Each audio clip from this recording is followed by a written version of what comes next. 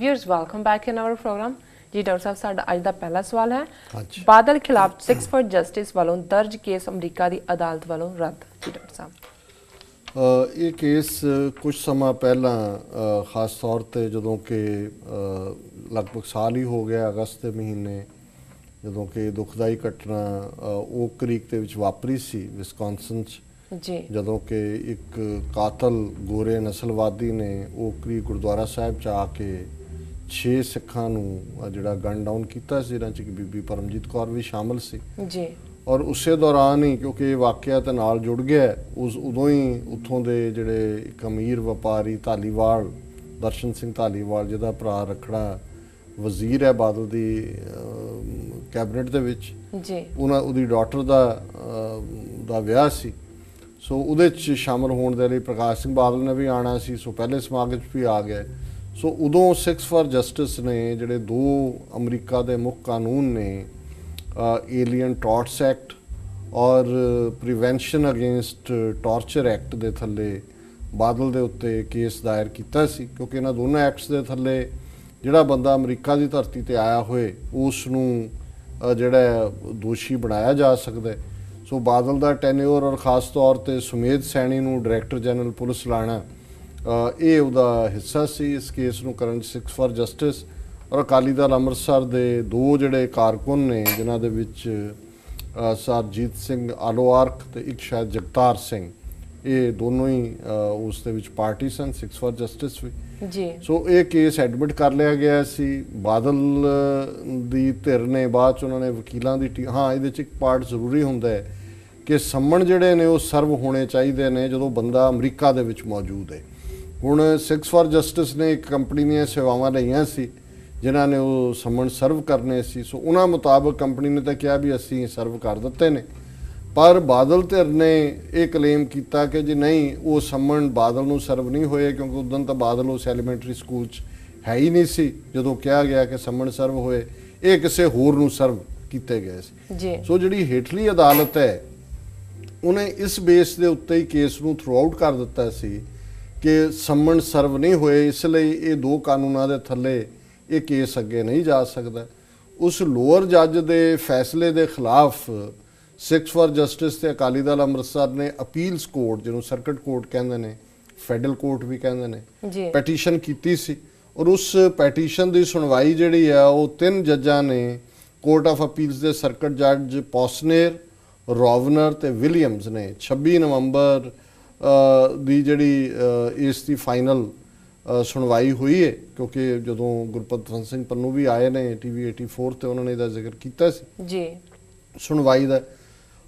और उन्होंने जिहड़ा फैसला सुनाया जिहड़ा अज मीडिया दे विच आया, उन्होंने ये कहा कि भी असीं जिहड़ा लोअर कोर्ट का फैसला है उसनूं ही कायम रखते हैं कि सम्मन सर्व नहीं होए। हुण इत्थे 2 गल्लां देखण वालियां ने, शायद कईयां नूं लगे मौका बन जाए उन्होंने कहण दा, देखो जी असीं तां पहिलां ही कहंदे सी बादल बेगुनाह है जां असीं तां पहिलां ही कहंदे सी कि 6 फॉर जस्टिस वाले तां हर एक नूं ही जिहड़ा है वो ठिब्बी मार रहे हैं, जिहड़ा आउंदा उहनूं ढा लैंदे ने भी केस करने जी। ये दोनों ही गल्लां गलत ने। असीं समझते हैं कि बादल नूं कोई बरी नहीं किया, ये सिर्फ एक टैक्नीकैलिटी है।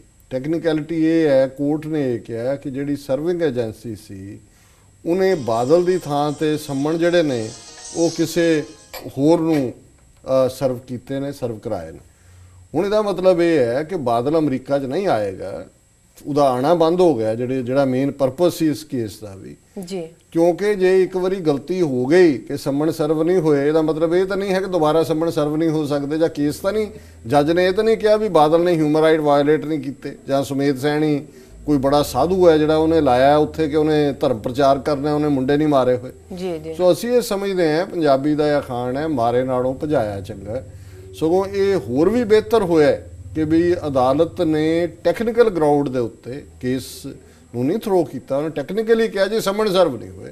सो हुण कल नूं बादल जां उसका बलूंगड़ा आए अमरीका च इनू मेक श्योर कराणगे इत्थों दे सिख कि उन्होंने सम्मन की एक कापी उन्होंने हाथ च उन्होंने मूँह च भी तुन्नी होए और उसकी फोटो भी लई होए कि बई आ देखो कि भी ये इन्हां दे मूँह ते मारे ने सम्मन जी जी। सो मैं समझदा भी इस नूं बेशक किसी कॉन्टैक्ट भी देखा जाए असी 6 फॉर जस्टिस और अकाली दल अमृतसर उन्होंने कॉन्ग्रैचुलेट करते हैं ਜੀ ਕਿ ਉਹਨਾਂ ਨੇ ਇਹ ਜਿਹੜੇ ਲੋਕ ਉੱਥੇ ਧੱਕੇ ਦੇ ਨਾਲ ਜਿਸ ਕਿਸਮ ਦਾ ਵਰਤਾਰਾ ਕਰਦੇ ਨੇ ਸਿੱਖਾਂ ਦੇ ਨਾਲ, ਉਹਨਾਂ ਨੇ ਉਹਨਾਂ ਨੂੰ ਦੱਸਿਆ ਕਿ ਬਾਹਰ ਤੁਹਾਡੇ ਲਈ ਇਹ ਹੁਣ ਆਣਾ ਜਾਣਾ ਖੁੱਲਾ ਨਹੀਂ ਹੈਗਾ, ਇੱਥੇ ਤੁਸੀਂ ਆਪਣੇ ਗੁਨਾਹ ਦੇ ਲਈ ਜਵਾਬਦੇਹ ਹੋ।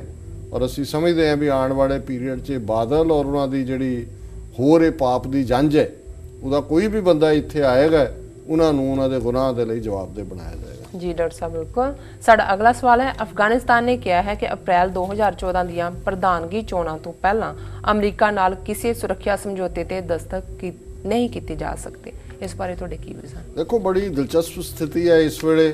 ਅਮਰੀਕਾ ਨੇ, ਹਾਲਾਂਕਿ ਉਹਨਾਂ ਦੇ ਬੁਲਾਰੇ ਨੇ, ਫੋਰਨ ਅਫੇਅਰਸ ਵਾਲੇ ਨੇ ਬਿਆਨ ਇਹ ਦੇ ਦਿੱਤਾ ਸੀ 4-5 ਦਿਨ ਪਹਿਲਾਂ ਕਿ ਜੀ ਜਿਹੜਾ ਕਰਜ਼ਾਈ ਹੈ ਜ਼ੈਗਰੀਡ, ਉਹਨਾਂ ਦਾ ਜਿਹੜਾ ਜਿਰਗਾ ਹੈ, ਲੋਇਡ ਜਿਰਗਾ, ਉਹ ਬੈਠੇਗਾ, ਉਹ ਪਾਸ ਕਰੇਗਾ ਔਰ ਉਸ ਤੋਂ ਬਾਅਦ ਸਮਝੌਤਾ ਹੋ ਗਿਆ। ਔਰ ਉਹਦੇ ਮੁਤਾਬਕ ਜੇ ਕੋਈ ਅਮਰੀਕੀ ਫੌਜ 8 ਜਾਂ 10 ਹਜ਼ਾਰ ਜਿਹੜੀ ਰੱਖਣਾ ਚਾਹੁੰਦੇ ਨੇ ਅਫਗਾਨਿਸਤਾਨ 'ਚ ਰਹੇਗੀ 2014 ਤੋਂ ਬਾਅਦ। ਉਹ ਜੇ ਕੋਈ ਗੁਨਾਹ ਕਰਦੇ ਨੇ ਤੇ ਅਮਰੀਕੀ ਅਦਾਲਤਾਂ 'ਚ ਮੁਕੱਦਮਾ ਚੱਲੇਗਾ, ਉੱਥੇ ਨਹੀਂ ਚੱਲੇਗਾ। ਪਰ ਮੈਂ ਸਮਝਦਾ ਵੀ ਕਰਜ਼ਾਈ ਭਾਵੇਂ ਹੈ ਤਾਂ ਇਹਨਾਂ ਦਾ ਹੱਥ ਠੋਕਾ ਹੀ ਸੀ, ਇੱਥੋਂ ਹੀ ਲੈ ਕੇ ਗਏ ਨੇ ਉਹਨੂੰ, ਮੈਰੀਲੈਂਡ ਦਾ ਰਹਿਣ ਵਾਲਾ ਅਮਰੀਕਨ ਸਿਟੀਜ਼ਨ ਹੈ ਜੀ, ਲੇਕਿਨ ਉਹਨੇ ਇਹ ਦੱਸਿਆ ਕਿ ਡਿਪਲੋਮੇਸੀ ਕੀ ਹੁੰਦੀ ਹੈ। ਉਹਨੇ ਸਾਰੇ ਸਮੇਂ 'ਚ ਭਾਵੇਂ ਹੱਥ ਠੋਕਾ ਹੀ ਰਿਹਾ ਉਹਨਾਂ ਦਾ, ਲੇਕਿਨ ਉਹਨੇ ਮਨਮਰਜ਼ੀ ਦੇ ਪੈਸੇ ਲਏ, ਜਿੱਥੇ ਉਹਦਾ ਜੀ ਕੀਤਾ ਉਹਨੇ ਵਿੱਚ ਲੱਤ ਵੀ ਅੜਾਈ। ਔਰ ਅਮਰੀਕਨਾਂ ਦਾ ਉਹਨੇ ਉੱਥੇ ਜੀਣਾ ਕੋਈ ਸੌਖਾ ਨਹੀਂ ਰੱਖਿਆ। ਪੈਸੇ ਉਹਨੇ ਈਰਾਨ ਤੋਂ ਵੀ ਲਏ, ਜਿਵੇਂ ਉਹ ਵਿਕੀਲੀਕਸ 'ਚੋਂ ਸਾਹਮਣੇ ਆਇਆ ਸੀ। ਦੂਜੀਆਂ ਥਾਂ ਉਹਨੇ ਕਿਹਾ ਜੀ ਹਾਂ ਅਸੀਂ ਦਫ਼ਤਰ ਚਲਾਉਣਾ, ਆਪਣਾ ਕੰਮਕਾਰ ਚਲਾਉਣਾ, ਸਾਨੂੰ ਪੈਸੇ ਤਾਂ ਚਾਹੀਦੇ ਨੇ ਜੀ। ਸੋ ਅਮਰੀਕਨਾਂ ਨੂੰ ਉਹਨੇ ਫਿਰ ਅੱਖਾਂ ਦਿਖਾਤੀਆਂ। ਉਹਨੇ ਕਿਹਾ ਜੀ ਇੱਦਾਂ ਨਹੀਂ ਅਜੇ ਇਹ ਸਮਝੌਤਾ ਹੋਣਾ, ਪਹਿਲਾਂ ਅਪ੍ਰੈਲ ਦੇ ਵਿੱਚ ਜਿਹੜੀਆਂ ਚੋਣਾਂ ਹੋਣੀਆਂ ਨੇ ਅਫਗਾਨਿਸਤਾਨ 'ਚ, ਉਹ ਪ੍ਰਧਾਨਗੀ, ਤਾਂ ਕਿ ਇਉਂ ਲੱਗਦਾ ਹੈ ਵੀ ਕਰਜ਼ਾਈ ਇਸ ਗੱਲ ਨੂੰ ਯਕੀਨੀ ਬਣਾਉਣਾ ਚਾਹੁੰਦਾ ਹੈ ਕਿ ਵੀ ਉਹਦੀ ਲਗਾਤਾਰਤਾ ਰਹੇ ਅਪ੍ਰੈਲ ਤੱਕ। ਇਹ ਨਾ ਹੋਏ ਵੀ ਅਮਰੀਕਨ ਇੱਧਰੋਂ ਸਮਝੌਤਾ ਕਰਾ ਕੇ ਇੱਧਰ ਲੱਤ ਮਾਰਨ ਦੇ ਕੋਈ ਨਵਾਂ ਆਪਣਾ ਹੋਰ ਸਟੂਜ ਲੈ ਆਉਣ। ਸੋ ਉਹਨਾਂ ਨੂੰ ਦੱਸ ਰਿਹਾ ਵੀ ਹੁਣ ਜੇ ਤੁਸੀਂ ਮੈਨੂੰ ਵਰਤਿਆ ਤੇ ਮੈਨੂੰ ਹੁਣ ਤੁਸੀਂ ਵਿੱਚ ਵਿਚਾਲੇ ਨਹੀਂ ਛੱਡੋਗੇ, ਮੈਨੂੰ ਵੀ ਕਿਸੇ ਕੰਢੇ ਲਾਓਗੇ। ਸੋ ਅਸੀਂ ਸਮਝਦੇ ਹਾਂ ਵੀ ਇਹ ਡਿਵੈਲਪਮੈਂਟ ਕਰਜ਼ਾਈ ਦਾ ਸਟੈਂਡ, ਔਰ ਖ਼ਾਸ ਤੌਰ 'ਤੇ ਜਿਵੇਂ ਪਾਕਿਸਤਾਨ ਦੇ ਵਿੱਚ ਜਿਹੜਾ ਨਵੇਂ ਫੌਜੀ ਚੀਫ ਦਾ ਆਉਣਾ ਹੈ, ਮਿਸਟਰ ਸ਼ਰੀਫ ਦਾ, ਮਿਸਟਰ ਰਿਆਨ ਸ਼ਰੀਫ ਜਿਹੜੇ ਕਿ ਨਵੇਂ ਕਮਾਂਡਰ ਬਣੇ ਨੇ, ਕਮਾਂਡਰ ਇਨ ਚੀਫ, ਇਹ ਮਹੱਤਵਪੂਰਨ ਡਿਵੈਲਪਮੈਂਟਸ ਨੇ ਕਿਉਂਕਿ ਪਾਕਿਸਤਾਨ ਹੀ ਫਾਈਨਲ ਡਿਸਾਈਡਿੰਗ ਫੈਕਟਰ ਹੈ। ਉਹ ਅਫਗਾਨਿਸਤਾਨ 2014 ਤੋਂ ਬਾਅਦ ਕਿਸ ਕਿਸਮ ਦਾ ਸਟਰਕਚਰ ਆਏਗਾ ਇਹ ਵੀ ਪਾਕਿਸਤਾਨ ਦੇ ਉੱਤੇ ਡਿਪੈਂਡ ਕਰਦਾ। ਔਰ ਪਾਕਿਸਤਾਨ ਦਾ ਮਤਲਬ ਪਾਕਿਸਤਾਨੀ ਫੌਜ ਹੈ। ਸੋ ਪਾਕਿਸਤਾਨ ਨੂੰ ਇਗਨੋਰ ਕਰਕੇ ਅਮਰੀਕਾ ਆਪਣੇ ਤੌਰ ਤੇ ਜੋ ਕਰਜ਼ਾਈ ਨਾਲ ਕਰਨਾ ਚਾਹੁੰਦਾ ਸੀ ਉਹ ਵੀ ਪਾਕਿਸਤਾਨ ਦੀ ਫੌਜ ਨੇ ਨਹੀਂ ਹੋਣ ਦਿੱਤਾ। ਤੇ ਜੇ ਹੁਣ ਕੋਈ ਹੋਰ ਟੁਚਾ ਲੱਭ ਕੇ ਅਮਰੀਕਾ ਕੁਝ ਕਰਨਾ ਚਾਹੁੰਦਾ ਸੀ ਤੇ ਕਰਜ਼ਾਈ ਨੇ ਆਪਣੀ ਲੱਤ ਅੜਾ ਦਿੱਤੀ ਹੈ। ਸੋ ਇਹ ਇੱਕ ਬੜੀ ਕੰਪਲੈਕਸ ਸਿਚੁਏਸ਼ਨ ਹੈ ਬਟ ਵੈਰੀ ਇੰਟਰਸਟਿੰਗ। ਜੀ ਡਾਕਟਰ ਸਾਹਿਬ, ਤੁਹਾਡਾ ਬਹੁਤ ਬਹੁਤ ਧੰਨਵਾਦ। ਤੁਸੀਂ ਸਾਡੇ ਸਵਾਲਾਂ ਦੇ ਜਵਾਬ ਸਾਡੇ ਦਰਸ਼ਕਾਂ ਨਾਲ ਸਾਂਝੇ ਕੀਤੇ ਤੇ ਪ੍ਰੋਗਰਾਮ ਦੇ ਅੰਤ ਵਿੱਚ ਸਾਡੇ ਦਰਸ਼ਕਾਂ ਨੂੰ ਦੱਸੋ ਅੱਜ ਦਾ ਵਿਚਾਰ। ਅੱਜ ਦੇ ਵਿਚਾਰ ਲਈ ਅਸੀਂ ਭਾਈ ਗੁਰਦਾਸ ਜੀ ਦੇ ਕਵਿਤ ਨੰਬਰ 30 ਨੂੰ ਚੁਣਿਆ ਜੀ। ਔਰ ਭਾਈ ਗੁਰਦਾਸ ਜੀ ਜਿਹੜੇ ਪੂਰੇ ਸ਼ਰਧਾਵਾਨ ਗੁਰਸਿੱਖ ਆਦਿ ਬੀੜ ਦੇ ਪਹਿਲੇ ਲਿਖਾਰੀ ਔਰ ਗੁਰੂ ਪਿਆਰ ਦੇ ਵਿੱਚ ਪੂਰੀ ਤਰ੍ਹਾਂ ਭਿੱਜੇ ਹੋਏ ਨੇ, ਉਹਨਾਂ ਨੇ ਇਸ ਕਵਿਤ ਦੇ ਵਿੱਚ ਇਹ ਗੱਲ ਸਮਝਾਈ ਹੈ ਕਿ ਅਲਟੀਮੇਟਲੀ ਸਾਡੇ ਜੀਵਨ ਦੇ ਸ਼ੰਕੇ, ਮਨ 'ਚ ਉਪਜਦੇ ਸਵਾਲ ਔਰ ਜੀਵਨ ਦੇ ਅੰਦਰ ਦੁਬਿਧਾ, ਉਹ ਗੁਰੂ ਦੀ ਬਖਸ਼ਿਸ਼ ਤੋਂ ਬਿਨਾਂ, ਗੁਰੂ ਦੇ ਨਾਲ ਪਿਆਰ ਪਾਏ ਬਿਨਾਂ, ਗੁਰੂ ਦੀ ਸਿੱਖਿਆ ਤੇ ਅਮਲ ਕੀਤੇ ਬਿਨਾਂ ਦੂਰ ਨਹੀਂ ਹੋ ਸਕਦੇ। ਔਰ ਉਹਨਾਂ ਦਾ ਇਹ ਕਵਿਤ ਹੈ, ਗ੍ਰਹਿ ਮੈਂ ਗ੍ਰਸਤੀ ਹੋਏ ਪਾਇਓ ਨਾ ਸਹਿਜ ਘਰ, ਬਨ ਬਨਵਾਸ ਨਾ ਉਦਾਸ ਡਲ ਪਾਇਓ ਹੈ, ਪੜ ਪੜ ਪੰਡਤ ਨਾ ਅਕਥ ਕਥਾ ਵਿਚਾਰੀ, ਸਿਧਾਸਨ ਕਹਿ ਨਾ ਨਿਜ ਆਸਨ ਦ੍ਰਿੜਾਇਓ ਹੈ, ਜੋਗ ਧਿਆਨ ਧਾਰਨ ਕੈ ਨਾਥਨ ਦੇਖੇ ਨਾ ਨਾਥ, ਜਗ ਭੋਗ ਪੂਜਾ ਕੇ ਨਾ ਅਗਹੋਂ ਗਹਾਇਓ ਹੈ, ਦੇਵੀ ਦੇਵ ਸੇਵ ਕੈ ਨਾ ਅਹੰਗ ਮੇਵ ਟੇਵ ਟਾਰੀ, ਅਲਖ ਅਪੇਵ ਗੁਰਦੇਵ ਸਮਝਾਇਓ ਹੈ। ਇਸ ਦਾ ਅਰਥ ਹੈ ਕਿ ਗ੍ਰਸਤੀ ਜਿਹੜਾ ਦੁਨੀਆ ਦੇ ਵਿੱਚ ਆਪਣੇ ਗ੍ਰਸਤ ਦੇ ਫਰਜ਼ ਪੂਰੇ ਕਰਦਾ ਹੈ, ਉਹ ਇੰਨਾ ਕੁ ਗ੍ਰਸਤ ਦੇ ਵਿੱਚ ਰੁੱਝ ਜਾਂਦਾ ਹੈ, ਗ੍ਰਸਤ ਦੇ ਭਾਰ ਦੇ ਥੱਲੇ ਹੁੰਦਾ ਹੈ ਕਿ ਉਹ ਬਿਨਾਂ ਗੁਰੂ ਦੀ ਬਖਸ਼ਿਸ਼ ਤੋਂ ਸਹਿਜ ਦੇ ਘਰ ਨਹੀਂ ਆ ਸਕਦਾ। ਜੇ ਉਹਨੇ ਨਿਰੰਕਾਰ ਦੇ ਨਾਲ ਇੱਕਮਿਕ ਹੋਣਾ, ਜਿਹੜਾ ਗ੍ਰਸਤੀ ਦੁਨੀਆ ਦੇ ਵਿੱਚ ਗ੍ਰਸਤ ਹੈ, ਉਸ ਦੇ ਲਈ ਗੁਰੂ ਦੀ ਸ਼ਰਨ, ਗੁਰੂ ਦੀ ਹੋਂਦ, ਗੁਰੂ ਦੇ ਵਿਚਾਰਾਂ ਤੇ ਅਮਨਣਾ ਬੜੀ ਜ਼ਰੂਰੀ ਹੈ ਜੀ। ਫਿਰ ਗ੍ਰਸਤੀ ਤੋਂ ਬਾਅਦ ਉਹ ਦੂਸਰੇ ਪਾਸੇ ਗਏ। ਬਨ ਬਨਵਾਸ ਨਾ ਉਦਾਸ ਡਲ ਪਾਇਓ ਹੈ, ਕਿ ਜਿਹੜੇ ਗ੍ਰਸਤ ਨੂੰ ਛੱਡ ਕੇ ਉਦਾਸ ਹੋ ਗਏ, ਦੁਨੀਆ ਤੋਂ ਚਲੇ ਗਏ, ਬਨਵਾਸੀ ਬਣ ਗਏ, ਜੇ ਉਹ ਸਮਝਣ ਕਿ ਉਹ ਉਦਾਸੀ ਬਣ ਕੇ ਰੱਬ ਨੂੰ ਪਾ ਸਕਦੇ ਨੇ, ਇਹ ਵੀ ਸੰਭਵ ਨਹੀਂ ਹੈ। ਉਹ ਵੀ ਗੁਰੂ ਦੀ ਬਖਸ਼ਿਸ਼ ਤੋਂ ਬਿਨਾਂ ਨਿਰੰਕਾਰ ਦੇ ਨਾਲ ਸਾਂਝ ਨਹੀਂ ਪਾ ਸਕਦੇ, ਇਕਮਿਕ ਨਹੀਂ ਹੋ ਸਕਦੇ ਜੀ। ਫਿਰ ਉਸ ਤੋਂ ਅੱਗੇ ਪੜ ਪੰਡਤ ਨਾ ਅਕਥ ਕਥਾ ਵਿਚਾਰੀ, ਕਿ ਜਿਹੜੇ ਪੰਡਤ ਨੇ, ਵਿਦਵਾਨ ਨੇ, ਉਹ ਜੇ ਸਮਝਣ ਕਿ ਬਹੁਤ ਵੇਦਾਂ ਦਾ, ਸ਼ਾਸਤਰਾਂ ਦਾ, ਉਪਨਿਸ਼ਦਾਂ ਦਾ, ਸਿਮਰਤੀਆਂ ਦਾ ਗਿਆਨ ਹਾਸਲ ਕਰਕੇ, ਅਕਲ ਦੀ ਗੱਲ ਕਰਕੇ, ਪੜ੍ਹਾਈਆਂ ਕਰਕੇ ਉਹ ਉਸ ਰੱਬ ਨੂੰ ਪਾ ਸਕਦੇ ਨੇ। ਉਹਨਾਂ ਨੇ ਕਿਹਾ ਉਹ ਤਾਂ ਅਕਥ ਕਥਾ ਹੈ, ਉਹ ਤਾਂ ਕਥਿਆ ਹੀ ਨਹੀਂ ਜਾ ਸਕਦਾ। ਤੁਸੀਂ ਕਿੰਨਾ ਕੁ ਬਿਆਨ ਕਰੋਗੇ ਪੜ੍ਹਾਈ ਦੇ ਨਾਲ, ਜਿੰਨਾ ਕਰੋਗੇ ਉਸ ਤੋਂ ਅੱਗੇ ਉਹ ਹੈ। ਇਸ ਲਈ ਉਹ ਵੀ ਗੁਰੂ ਦੀ ਬਖਸ਼ਿਸ਼ ਤੋਂ ਬਿਨਾਂ, ਗੁਰੂ ਦੇ ਨਾਲ ਇਕਮਿਕ ਹੋਏ ਬਿਨਾਂ ਜਿਹੜਾ ਉਸ ਰੱਬ ਦਾ ਭੇਤ ਨਹੀਂ ਪਾ ਸਕਦੇ। ਸਿਧਾਸਨ ਕਹਿ ਨਾ ਨਿਜ ਆਸਨ ਦ੍ਰਿੜਾਇਓ ਹੈ। ਹੁਣ ਇਹ ਸਿੱਧ ਜਿਹੜੇ ਕਿ ਆਸਣ ਕਰਦੇ ਨੇ, ਕੋਈ ਪੁੱਠਾ ਲਟਕਾ, ਜਿਵੇਂ ਹੁਣ ਆਪਣੇ ਵੀ ਯੋਗਾ ਕਰ ਰਹੇ ਹੁੰਦੇ ਨੇ, ਕੋਈ ਪੁੱਠਾ ਲਟਕ ਰਿਹਾ ਵਾ, ਮੁੜ ਕੇ ਲੱਤ ਟੁੱਟੀ ਹੁੰਦੀ ਹੈ, ਡਾਕਟਰ ਦੇ ਗਏ ਹੁੰਦੇ ਨੇ ਕਿ ਜੀ ਮੈਂ ਸ਼ੀਰਸ਼ ਆਸਨ ਲੱਗਾ ਸੀ ਕਰਨ, ਸਿਰ ਥੱਲੇ ਲੱਤਾਂ ਉੱਤੇ ਜੀ। ਸੋ ਭਾਈ ਸਾਹਿਬ ਯਾਦ ਕਰਵਾਉਂਦੇ ਨੇ, ਸਿੱਧ ਵੀ ਜਿੰਨੇ ਆਪਣੇ ਆਸਨ ਉਸਨ ਕਰਵਾਉਣ ਵਾਲੇ ਨੇ, ਇਹ ਵੀ ਕਿਸੇ ਕੰਢੇ ਨਹੀਂ ਲੱਗਦੇ। ਅਲਟੀਮੇਟਲੀ ਗੱਲ ਗੁਰੂ ਦੀ ਹੈ। ਔਰ ਇਹੀ ਗੱਲ ਗੁਰੂ ਸਾਹਿਬ ਨੇ ਵੀ ਯਾਦ ਕਰਾਈ ਸੀ ਕਿ ਨਿਮਖ ਨਿਮਖ ਕਰ ਸਰੀਰ ਕਟਾਵੇ ਤੋ ਵੀ ਹਉਮੈ ਮੈਲ ਨਾ ਜਾਵੇ। ਉਸ ਤੋਂ ਪਹਿਲਾਂ ਗੁਰੂ ਸਾਹਿਬ ਨੇ ਕਿਹਾ ਸੀ ਨਿਉਲੀ ਕਰਮ ਕਰੇ ਬਹੁ ਆਸਣ ਜੈਨ ਮਾਰਗ ਸੰਜਮ ਅਤ ਸਾਧਨ। ਨਿਮਕ ਨਿਮਕ ਕਰ ਸਰੀਰ ਕਟਾਵੇ ਤੋ ਵੀ ਹਉਮੈ ਮੈਲ ਨਾ ਜਾਵੇ। ਹਰ ਕੇ ਨਾਮ ਸੰਸਰ ਕਛ ਨਾਹੇ ਨਾਨਕ ਨਾਮ ਜਪਤ ਗਤ ਪਾਹੇ। ਹੁਣ ਜਿਵੇਂ ਰਾਮਦੇਵ ਢਿੱਡ ਹਿਲਾਉਂਦਾ ਆਪਣਾ, ਇਹ ਨਿਉਲੀ ਕਰਮ ਹੈ। ਇਹ ਜੋਗੀ ਇਦਾਂ ਦੇ ਹੀ ਪ੍ਰਭਾਵ ਉਦੋਂ ਵੀ ਦਿੰਦੇ ਸੀ। ਗੁਰੂ ਸਾਹਿਬ ਕਹਿੰਦੇ ਨੇ ਆ ਨਿਉਲੀ ਨਿਆਲੀ ਕਰਨ ਵਾਲੇ ਜਿਹੜੇ ਨੇ ਇਹ ਨਿਉਲੇ ਹੀ ਰਹਿ ਜਾਣਗੇ, ਇਹਨਾਂ ਨੂੰ ਗੁਰੂ ਨਹੀਂ ਮਿਲਣਾ ਹੈ।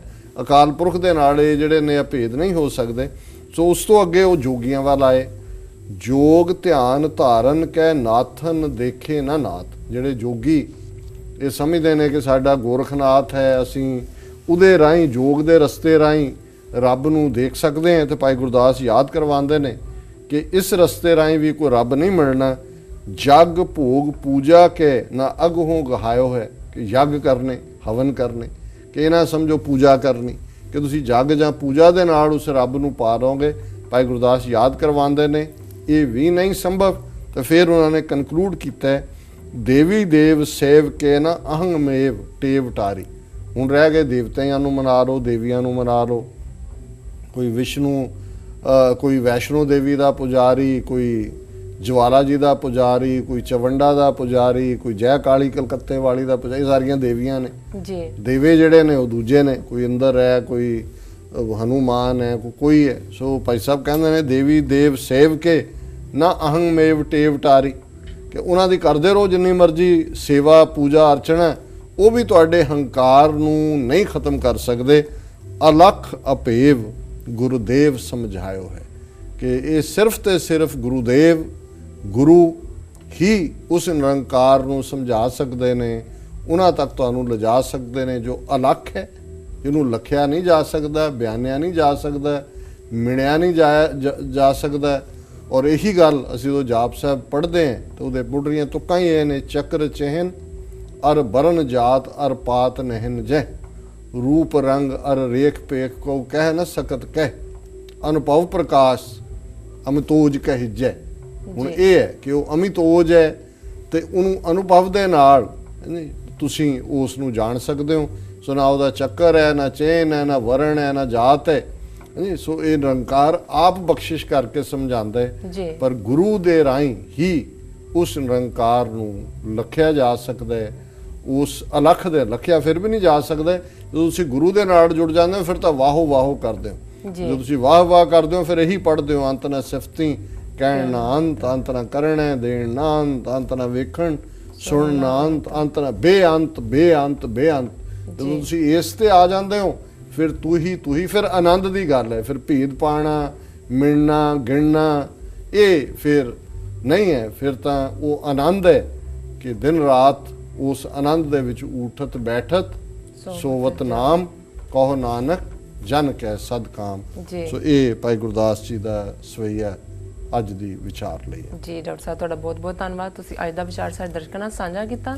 ਵੀਰਸ ਸਾਡੇ ਪ੍ਰੋਗਰਾਮ ਦਾ ਸਮਾਂ ਇੱਥੇ ਸਮਾਪਤ ਹੁੰਦਾ। ਤੁਸੀਂ ਆਪਣੇ ਰਾਏ ਤੇ ਸੁਝਾਅ ਸਾਨੂੰ ਭੇਜਣਾ ਨਾ ਭੁੱਲਣਾ ਸਾਡੇ ਇਸ ਪਤੇ ਤੇ SOS@tv84.tv ਤੇ ਅਸੀਂ ਆਪਣਾ ਪ੍ਰੋਗਰਾਮ ਲੈ ਕੇ ਫਿਰ ਤੁਹਾਡੇ ਰੂਬਰੂ ਹੋਵਾਂਗੇ। ਤਦ ਤੱਕ ਲਈ ਮੈਨੂੰ ਤੇ ਆਪਣੇ ਡਾਕਟਰ ਸਾਹਿਬ ਨੂੰ ਆਗਿਆ ਦਿਓ। ਵਾਹਿਗੁਰੂ ਜੀ ਕਾ ਖਾਲਸਾ, ਵਾਹਿਗੁਰੂ ਜੀ ਕੀ ਫਤਿਹ।